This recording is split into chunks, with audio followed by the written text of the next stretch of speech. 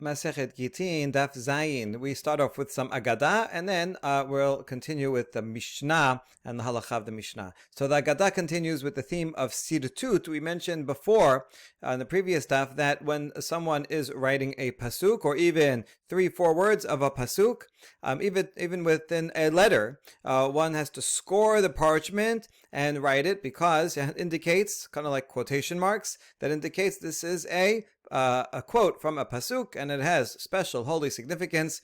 So you have to write it like in a Sefer Torah with scoring. So we'll have a couple of stories that include that detail. Shelach le Mor Ukba Rabbi Elazar. Mor Ukba was the Resh Galuta, the exilarch of Bavel, meaning he's in charge of the whole community, answers to the government, which means he had close ties to the government, very important political position. Mor Ukba was also a sage. Wouldn't say he's at the level of the other sages, but he was certainly a pious person. And sometimes, as you might expect, there could be some tension between the Resh Galuta and some of the other sages. Sometimes as politics come in, and so they sometimes there were problems. So this is going to address what's such a case. Mor Ukba sent a letter to Rabbi Elazar. Bnei Adam hamudim alai ubiyadi lemosram lemalchut mahu. He sent a letter to Eretz Yisrael. He wants to know Rabbi Elazar's opinion.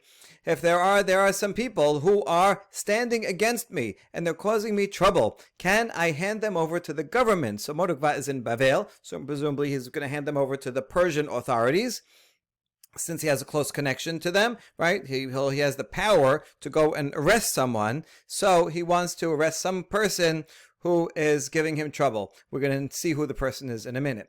Sirtet v'chatab le. Amarti eshmera derachai mechato belshoni eshmera lefi machsom be'od rasha lenegdi. Alfa pisha rasha lenegdi eshmera lefi machsom. Rabbi Elazar answers in a letter quoting a pasuk. So before he writes the pasuk, he scores the parchment and then quotes this pasuk from Tehillim.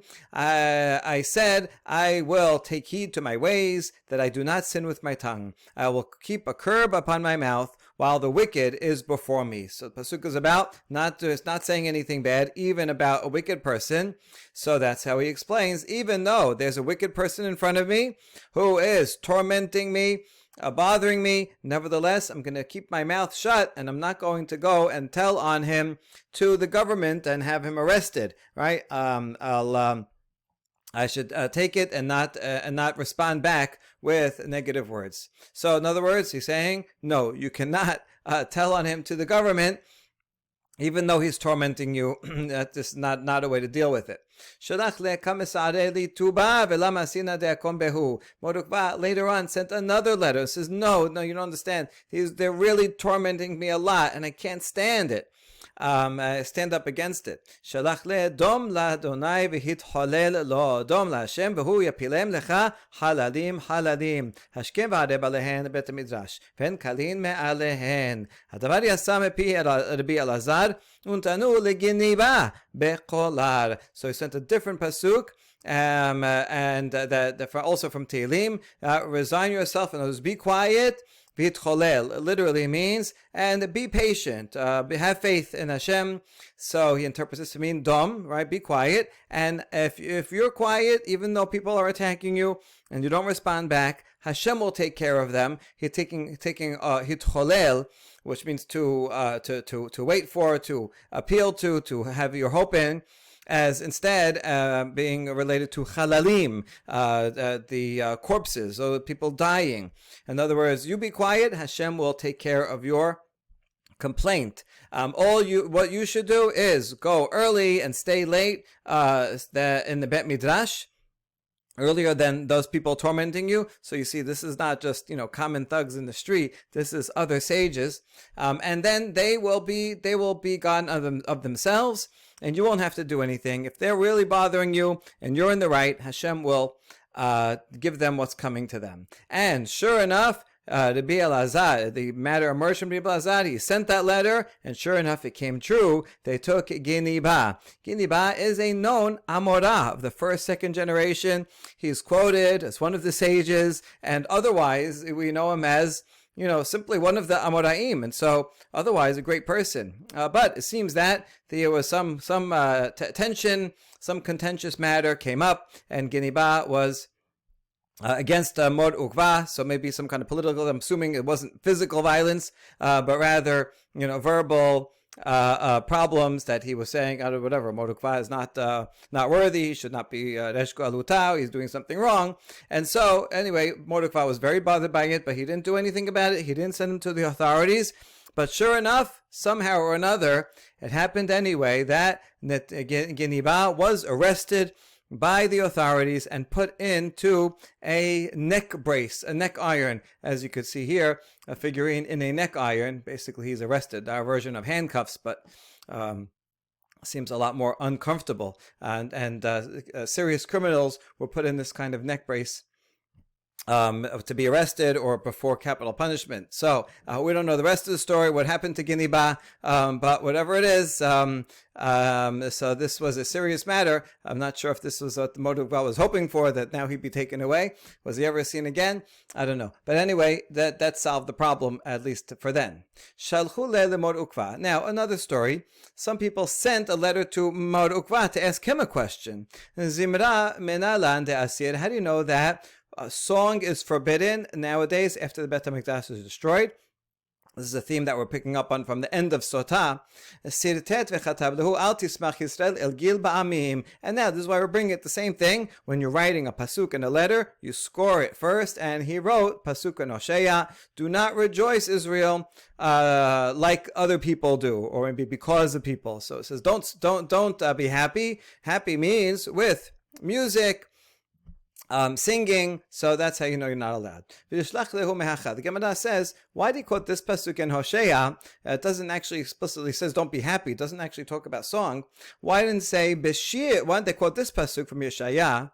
Bashir lo yishtu yain, yemar shechar leshotav. They do not drink wine with a song. Strong drink is bitter to them who drink it. That seems the more explicit pasuk. Bashir,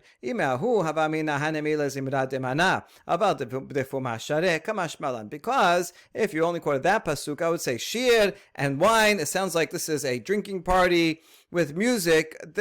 Typically, that would be with instruments. So from that pasuk, I would only know that I can't have a big drinking party with instruments. But let's say just singing a voice, a cappella, maybe that would be okay. So that's why he quoted this pasuk, Al tismach, don't have any type of joy through song at all, even if it's just singing.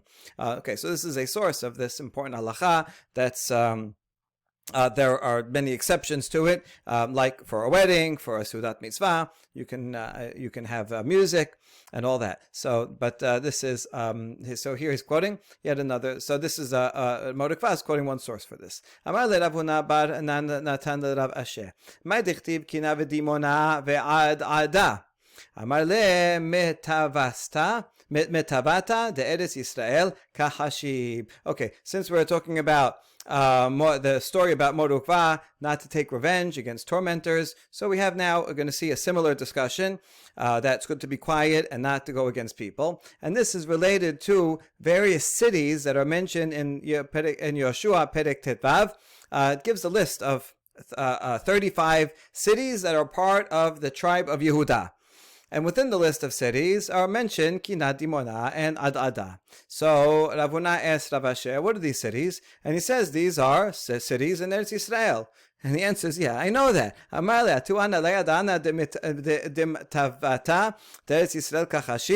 I know. I can read the Peshat of the Pasuk also. I'm asking you a deeper question.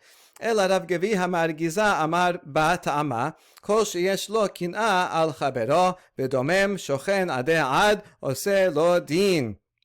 Rather, I'm referencing the type of explanation, the explanation that Rav Geviha from Margiza said, who said that these names, besides being literal or not being literal names, are actually expressions, allegories for a homiletic teaching. And actually it's like this. Kina stands for kin'ah. If someone has kin'ah, jealousy or hatred towards someone, and let's say for a good reason, the person did something to make them make them feel jealous.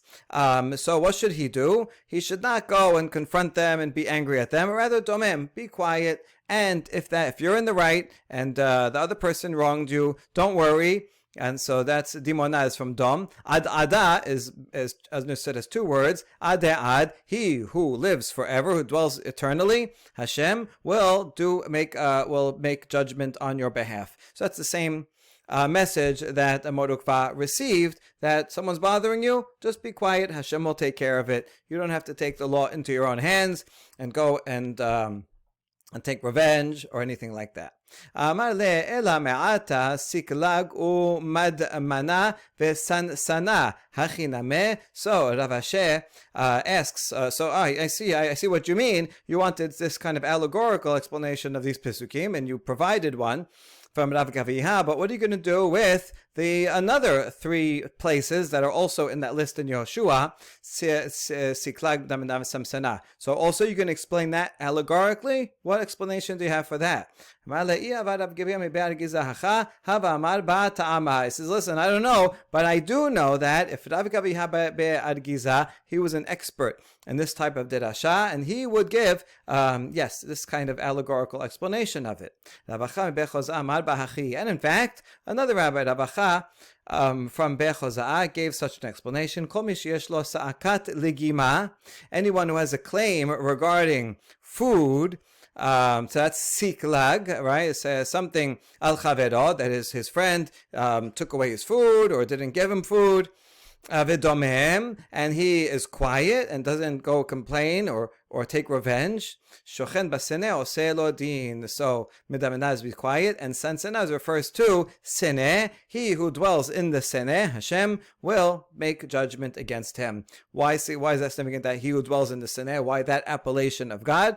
Well, the message from the sene is, the Egyptians are enslaving and torturing my people. I am going to stand up and save them. That's what Hashem tells Moshe in the Sinai. And so the same thing here. Anytime there's someone who's troubling somebody else unjustly, you can rely on Hashem and He will take care of it. Okay, this is interesting because if you look in the Pesukim there in Yoshua, why these? There's actually 35 towns that are mentioned. How come they only make a derasha about 6 of them? Well, what about the rest of them? And it could be that this is inspired by the concluding pasuk that says all these cities are add up to Esrim Batesha, 29 towns, but if you count, there's 35. So therefore, 29 are real towns; those are taken literally. But 6 of these words, since they're not actual towns because they're not in the sum over here, must be read allegorically, and therefore are teaching us these important lessons, similar to what we saw regarding Mor Ukva. Now, more about the Resh Galuta. Amare le Resh Galuta le Rav Huna. There were many Resh Galutas. Every generation there was another one. So a later Resh Galuta said to Rav Huna, Kilila menalan de asur. How do you know that it's prohibited to put a garland on a groom's head? Right? Normally, as a sign of that he's the groom and the bride, they would put certain crowns and sometimes a garland may be made out of gold or silver on your head. Amar le midrabanan ditnan bapolmush shel aspasianos kazru al atarot chatanim ve'al ha'irus. Here's what you want. Rav Huna answers, you want a source from the Torah? There is no source from the Torah. It's a drabanan law, as the Mishnah says, that in the war pulmus against Vespasian, right, during the Great Revolt in 70. The rabbis made a gezerah against the crowns that grooms wear, and also on drums. So that's the source. Interesting that he's quoting an explicit Mishnah, right? You see, I think that from here, whoever this Resh Galuta was, they're not always the most knowledgeable. They do care about halacha. He's asking Rav Huna, he wants to know, but he doesn't seem to know this explicit Mishnah. Okay, anyway, in the meantime, now they're talking, Resh Galuta Rav Huna. Rav Huna had to go, relieve himself. And so his student, Amar le Rav Chisda, Rav Chisda was also sitting there. And Rav Chisda is a student. He's not going to say anything in front of his teacher, against his teacher. It's not allowed. But when Rav Huna leaves, Rav Chisda says, I have a pasuk for you, Resh Galuta. Kira ketiv, ko amar Adonai Elohim, hasira misnefet varim atara, zot lo zot, hashafala hagbeya, v'hagaboa hashpil. So says Hashem, pasuk from Yechezkel, take off the turban and remove the garland. And then a curious phrase, this, not this, which a simple translation is, this shall no longer be the same. He's referring to a Nasi in Israel, a king of Israel, and saying, that's it, you're no longer king, take off the crown, it's not going to be the same anymore, that which is low will be raised up, and that which is high will go down. Okay, right, things are going to change around here. That's the simple reading. Now, in the simple reading, you say misnefet and atara are just parallelism to two things that people put on their heads for glory. But misnefet is also what the Kohen Gadol wears. So it's asking, what does the misnefet of the Kohen Gadol have to do with the crown? When the turban is worn by the Kohen Gadol and the Bet HaMikdash is standing and the Avodah is going on, then people can wear crowns like grooms. But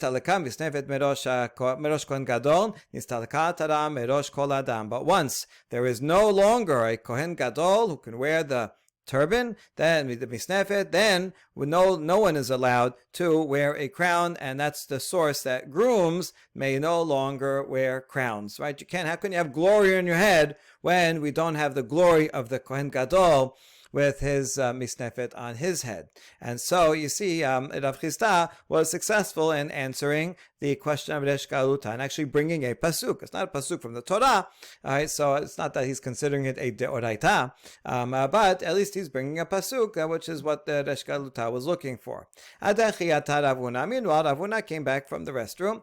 Ashkechinu daveh yatbe amar le Elohim midrabanan ela chista shemach v'chistain milach. And he found them sitting and discussing the matter, and he heard what Rav Chisda added, and he said, by God, right? This is a rabbinic law, and so you don't have to bring a pasuk, but you really found a nice asmachta, Rav Chisda, and Chisda is your name because it means favor, and your words find favor, right? I liked your source.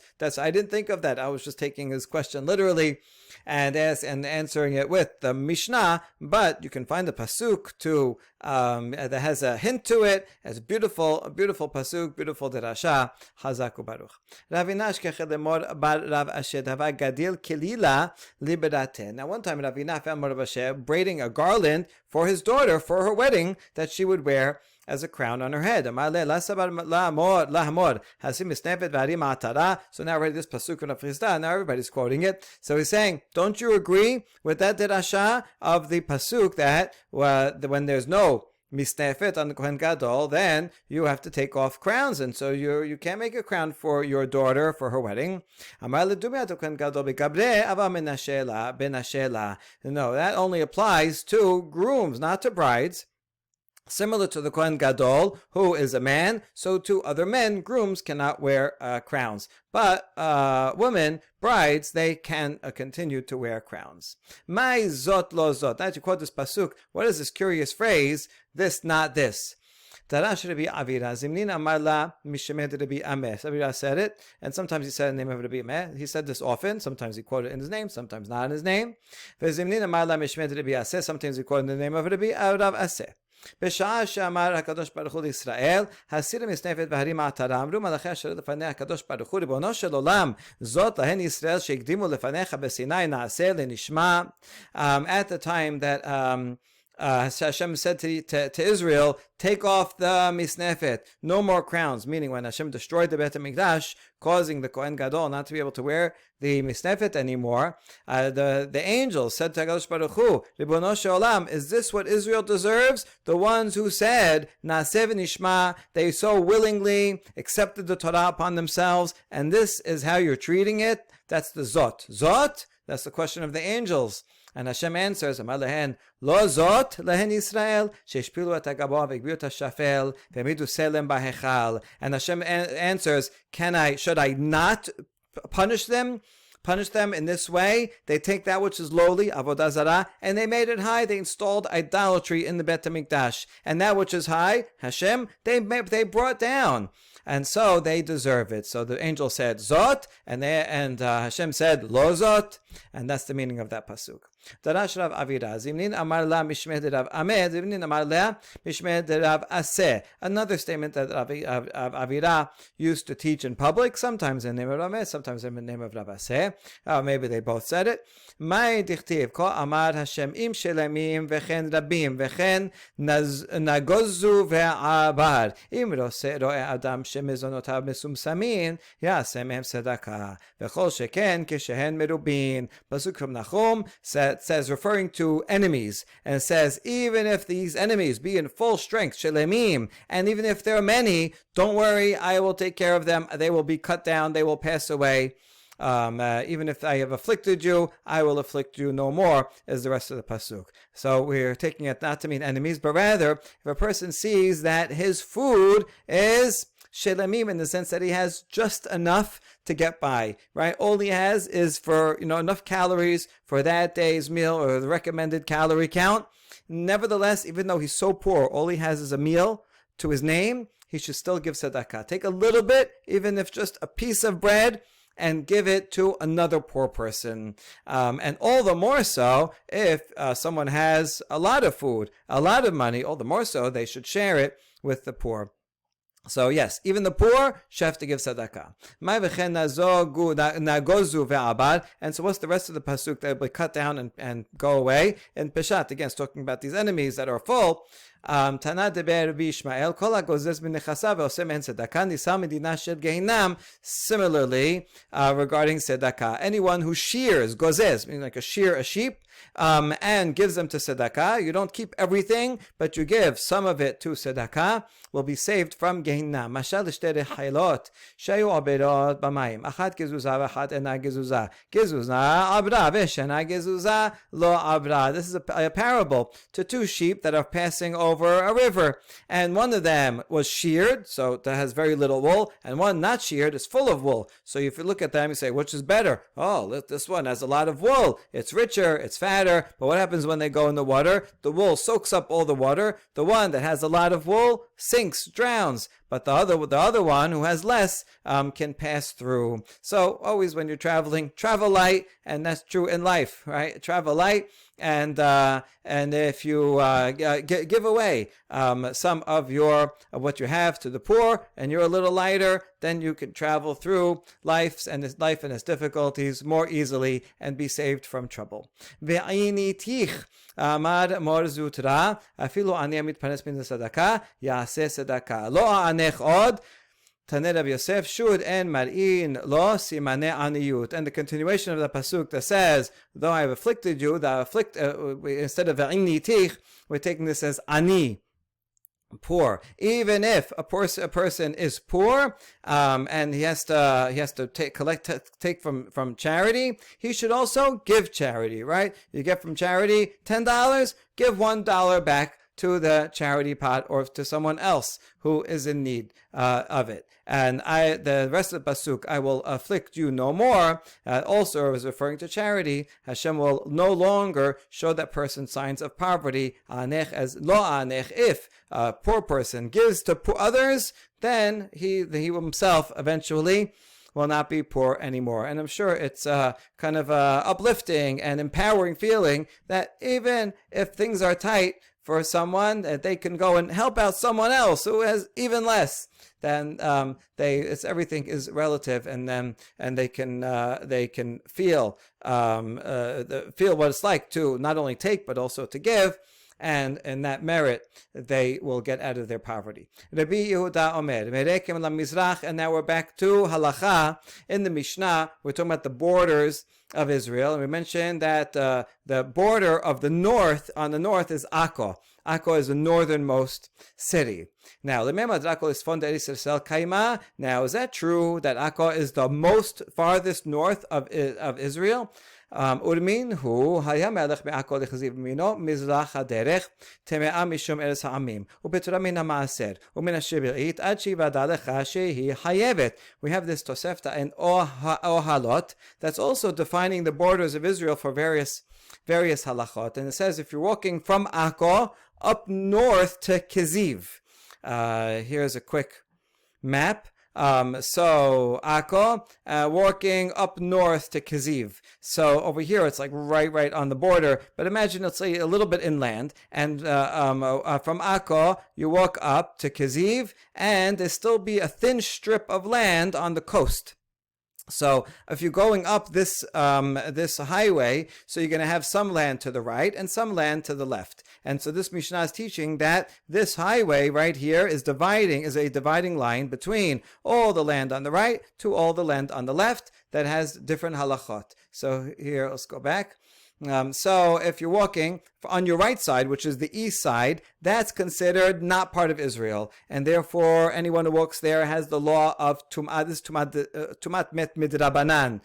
In Eretz HaAmim, maybe there's graves around, or kind of a spiritual impurity that applies to all lands outside of Israel. Also, you don't have to give Ma'aseh, and the Shivit does not apply, as it does not apply to anything outside the land of Israel. So that law applies to anything on the right of the road, unless you know that a certain place that you have to bring it, that is separately part of Israel. Otherwise, you can assume that everything from that road on the right, not part of Israel. On the other hand, literally on the other hand, misimolo lema'alav haderech tehora mishum eretz ha'amim ve'chev masadu b'shivit ad shivadadecha shipetura ad hechan. So if on the left of that road, which is to the west, which would be a smaller strip from there to the coast, that is considered tahor in terms of the Tumah of Eretz HaAmim, because it's not part of the land of other nations. It's part of Israel. Israel does that. Tumah does not apply. And anything that grows there, you have to give Maaseh and you have to give Shivi'it, because that is part of Israel, unless you know for sure that you don't have to give. So any from there to the left, you can assume is part of Israel.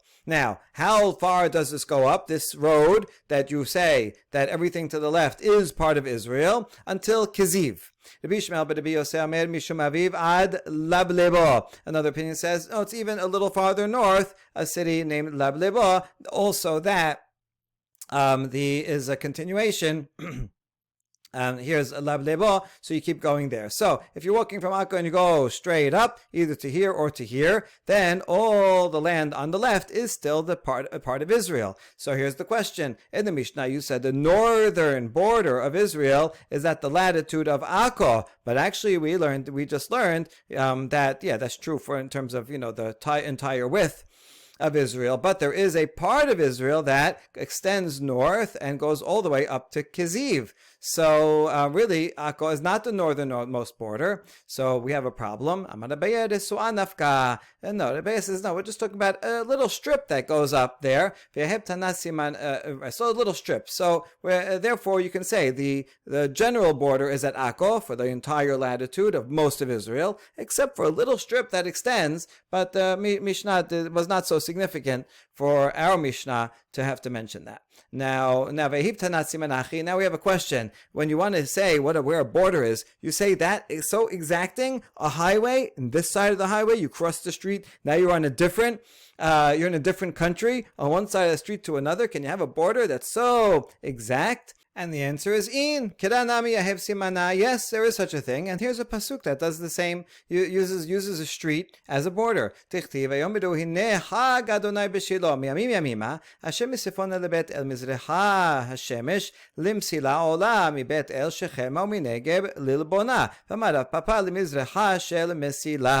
Oh, when it's talking about this annual festival that they used to make in Shiloh, and they mentioned, where is that? It's on the north of Betel, on the east side of the highway that goes from Betel to Shechem, south of Lebona. And the Papa says, what does this phrase mean? Mizracha shemesh lemesila. It means on the eastern side of that road. So you see, even the Torah uses a road to demarcate where something is. And so yes, that makes sense that there could be a road, and that would be the demarcation of the land of Israel. On this side, you have to do Shivi'it.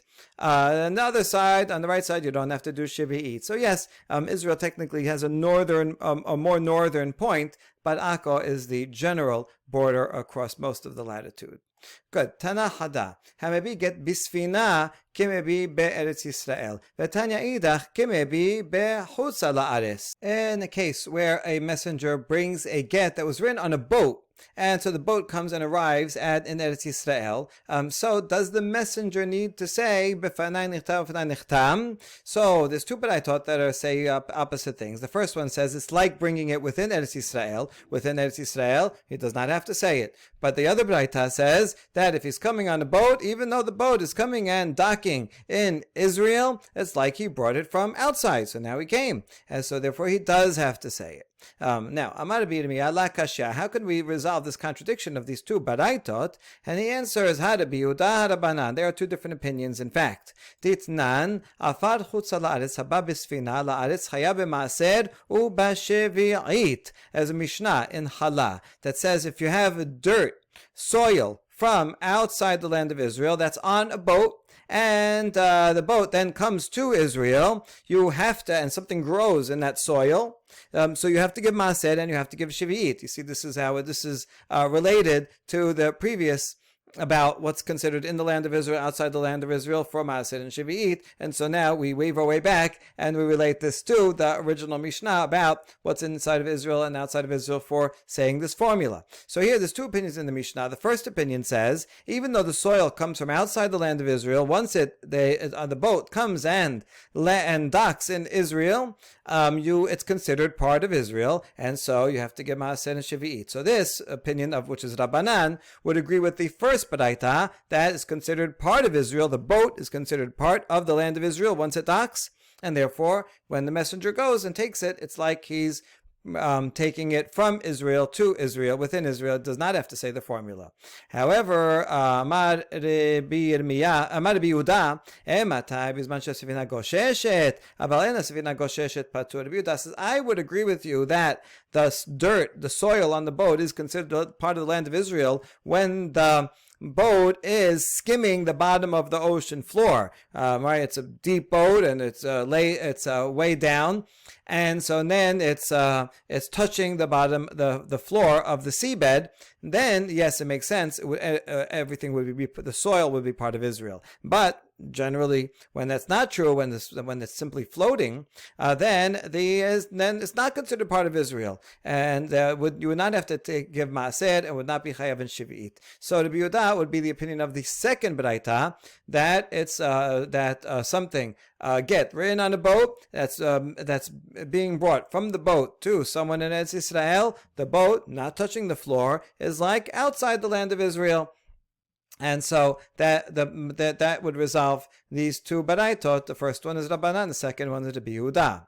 However, Abaye Amar Ha veha Rabbi Yehuda, I can explain both of them according to Rabbi Yehuda. La kashya. Kam bizman she'asefina gosheshet, kam bizman she'asefina gosheshet. The two baraitot are not contradicting because one of them is talking about in a case where the boat is not touching the floor. If it's not touching the floor, then according to Rabbi Yehuda, it's not part of the land of Israel, and so that would be the second baraita. That's like you're bringing it from outside Israel. Where the first baraita is assuming that the boat is touching the floor, and that's why it is like within Israel. So they were talking about two different cases, and they're both Rabbi Yehuda. We'll end here, and we'll continue with this analysis of this machloket on the next stuff. Baruch Adonai Leolam. Amen ve'amen.